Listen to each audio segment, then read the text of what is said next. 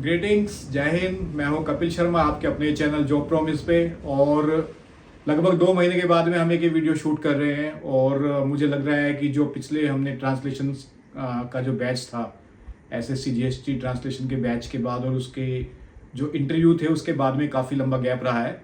लेकिन अभी आपका भी आराम हो गया, चुनाव भी हो गए, नई सरकार बन गई और एसएससी अभी फिर से फुल फॉर्म में है।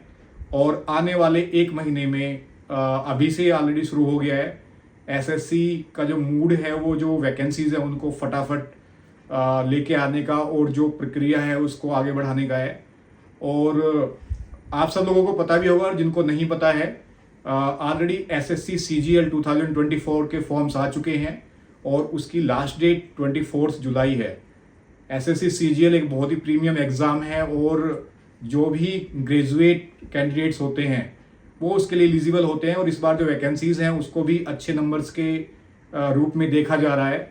जो लगभग 17,000 प्लस 17,700 से भी ज़्यादा वैकेंसीज जो अभी तक बताई गई हैं वो हैं। और इसमें आगे बढ़ने की भी आशंका होती है और जनरली थोड़ा बहुत डिफरेंस होता है, लेकिन आप फिर भी ये समझ के चलें कि 17,700 वैकेंसीज के आसपास आपकी रहने वाली हैं। और एसएससी सीजीएल के साथ साथ उसके नेक्स्ट वीक में, यानी कि पिछले वीक ही एसएससी एमटीएस 2024 का जो नोटिफिकेशन है वो भी एसएससी ने जारी कर दिया है। और उस फॉर्म को फिलअप करने की जो आखिरी तारीख है वो 31 जुलाई है। जो सिलेबस है मोर और लेस, यदि आप देखेंगे जो सब्जेक्ट्स हैं वो तो दोनों में कॉमन ही है। और जो एमटीएस है वो एक एंट्री लेवल का एग्ज़ाम होता है। इसके साथ साथ इसमें हवलदार की भी कुछ वैकेंसीज होती हैं। और इस बार जो वैकेंसीज हैं वो 8300 प्लस हैं दोनों में मिला के, एसएससी एमटीएस और एसएससी एमटीएस हवलदार, जो सीबीआईसी में हवलदार पोस्ट निकलती हैं एमटीएस के साथ साथ, तो वहाँ भी 8,000 से ज़्यादा वैकेंसीज हैं। तो इस तरह से यदि हम देखते हैं सीजीएल में 17,700 और यहाँ पे 8,300, तो हम देखते हैं लगभग 26,000 वैकेंसीज ऑलरेडी जिनका नोटिफिकेशन जारी हो गया है वो हमारे सामने है। तो आप सब लोग अपनी तैयारी में जुट जाएं। और चूंकि जो परीक्षाएं हैं सितंबर के बाद में जो परीक्षाओं का दौर है वो शुरू होगा, जहाँ पे टीयर 1 होगा, टीयर 2 होगा, किसी का 1 हो रहा होगा, 1 का रिजल्ट आ रहा होगा, देन टीयर 2 हो रहा होगा। इसके अलावा इसी मंथ में, जुलाई में ही लास्ट वीक में एसएससी स्टेनो का नोटिफिकेशन आने की उम्मीद है, जिसके बारे में एसएससी ने एक सर्कुलर से बता दिया था। तो शायद 26 जुलाई को हम एसएससी स्टेनो का नोटिफिकेशन भी देखने वाले हैं। तो वहाँ पर भी हम अच्छी वैकेंसीज की उम्मीद कर सकते हैं। तो एसएससी स्टेनो वाले जिनके लिए रिटन टेस्ट होता है और उसके बाद में स्टेनो का जो स्किल टेस्ट होता है वो भी सेम यहीं भी आप देखेंगे फिगर कर रहा होगा अक्टूबर के आसपास जिनका प्री होगा, और दिसंबर लास्ट में या जनवरी में जाके उनका स्किल टेस्ट होगा। जैसे पिछली बार स्किल टेस्ट था वो 4 जनवरी को था। तो लगभग उन्हीं डेट्स में आप एक्सपेक्ट कर सकते हैं कि जनवरी में ही एसएससी का स्किल टेस्ट इस बार भी होगा, जो पेपर है वो अक्टूबर में जाएगा। इसके अलावा जो एक थोड़ा सा चेंज हुआ था 2 वीक का, वो था SSC JHT, junior Hindi translator, senior Hindi translator की जो वैकेंसीज आती हैं उसके नोटिफिकेशन, पहले जो कैलेंडर था उसमें थोड़ा सा रिवाइज हुआ था, लेकिन बहुत ज़्यादा फर्क नहीं पड़ा है। 2 अगस्त यानी आज से लगभग 1 महीने के बाद में हम एक्सपेक्ट कर सकते हैं कि एसएससी जीएचटी का जो नोटिफिकेशन है वो भी आए और अच्छी वैकेंसीज लेके आए। जैसे पिछली बार जो वैकेंसी थी, फाइनल वैकेंसी 296 थी, उसके पहले 441 थी।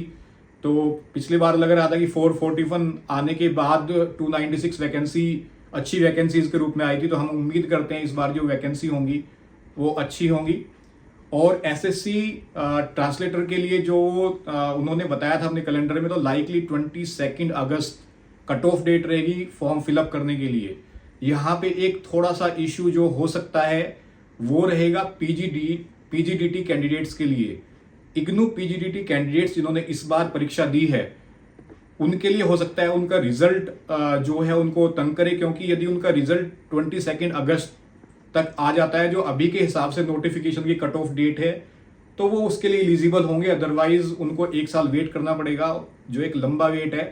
तो हम सब उम्मीद करते हैं कि उनका भी रिजल्ट आ जाए और वो भी इस फॉर्म को भरने के लिए एलिजिबल हो जाए।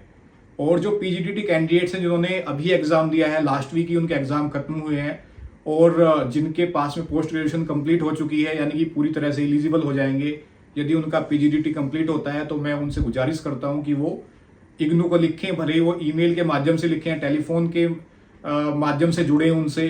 और जो लोकल कैंडिडेट्स हैं दिल्ली एनसीआर वाले, वो जो मैदानगढ़ी उनका हेडक्वार्टर है वहाँ पे जाके भी अपनी बात रख सकते हैं कि जो रिजल्ट है इग्नू पीजीडीटी का उसको जल्दी डिक्लेयर करने के लिए यदि वो कोशिश कर सकते हैं।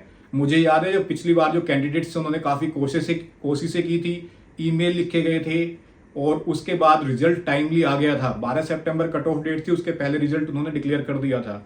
तो बहुत ज़्यादा फर्क नहीं है, 2 वीक की बात है, लेकिन इस 2 वीक से उनका एक साल है वो पूरा डिस्टर्ब हो सकता है। तो जो पीजीडीटी एलिजिबल कैंडिडेट्स हैं वो अपने लिए अपनी तरफ से ईमेल जरूर लिखना चाहिए उनको। इसके अलावा एक यहाँ पे कन्फ्यूजन ये भी होता है कि कई बार इग्नू के अंदर एक फैसिलिटी है जिसमें हम अर्ली रिजल्ट डिक्लेयर करने के लिए ऑफिशियली रिक्वेस्ट कर सकते हैं। तो मैं यहाँ पे बताना चाहूँगा कि this is a sorry part for this PGDT candidates. जब हम एप्लीकेशन फिलअप कर रहे होते हैं, यानी कि जो हम रीज़न देते हैं कि हमें इस एग्ज़ाम के लिए अमुक परीक्षा के लिए अप्लाई करना है, उसके लिए वो फॉर्म मतलब वो उसको काउंटर नहीं करते हैं। यानी कि यदि आप एप्लीकेशन के बिहाफ पे अर्ली रिजल्ट डालने की रिक्वेस्ट डालते हैं तो वो जनरली सुनी नहीं जाती है। तो यदि आप सब लोग इकट्ठा होके या आपने सब लोग यदि ईमेल डालते हैं तो अथॉरिटी को पता चलेगा कि उनके लिए कितना ज़रूरी है और उनका 1 वर्ष इससे बच सकता है। So that will be a great thing. तो हम देखते हैं कि इस महीने में आपके पास में सीजीएल है, एमटीएस है, स्टेनो है और ट्रांसलेटर है, यानी ऑलमोस्ट जेई को छोड़ के ऑलमोस्ट सभी जो परीक्षाएं हैं, जो मेन परीक्षाएं, सीएचएसएल के बारे में अभी हाल ही में नोटिफिकेशन जारी हुआ था, तो लगभग सभी परीक्षाएं उसी क्लब में चलेंगी और चुनाव की वजह से जो थोड़ा सा डिस्टर्बेंस और थोड़ी स्लोनेस आई थी वो वापस पेस पकड़ेगी और हम देखेंगे कि जो कैलेंडर है वो उसको फॉलो किया जाएगा, जल्दी रिजल्ट्स आएंगे।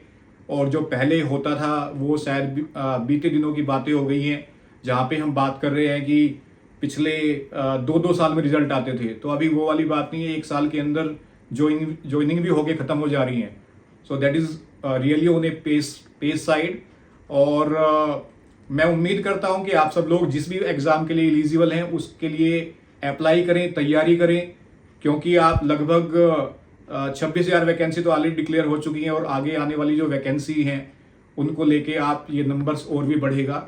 सो मुझे उम्मीद है कि आपको अपने सपनों की जो नौकरी है वो मिले और सरकारी नौकरी की तरफ जो आपके जो कदम हैं वो और मजबूती के साथ बढ़ें।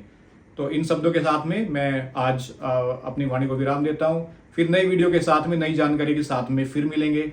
जय हिंद।